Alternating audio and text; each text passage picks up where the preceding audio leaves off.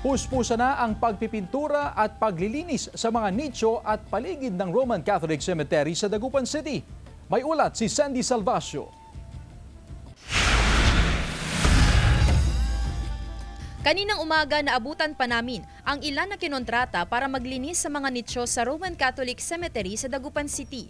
Binabayaran daw sila ng 600 to 700 pesos kada araw para maglinis at mag-repaint sa mga nicho. Habang ang karamihan sa mga naglilinis, nagtatrabaho naman para sa pamunuan ng Roman Catholic Cemetery. Tulad na lamang ni Charleston na abala sa pagpipintura ng isang mausoleo. Bali, arawan lang po kami.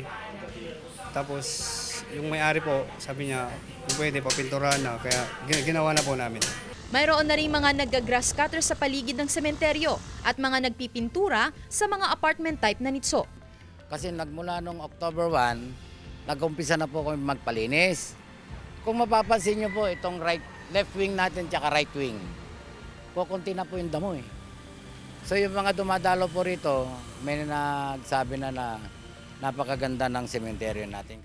Ayon sa pamunuan ng Roman Catholic Cemetery, 35 trabahador na ang kanilang itinalaga sa Roman Catholic Cemetery upang masiguradong malinis ang lugar bago pa man ang paggunita ng undas. Pag ganitong malapit na po yung pistang patay, nagpapa-full blast po ako. At saka inahabol ko po yung CR po para sa ating mga kababayan na pupunta po rito.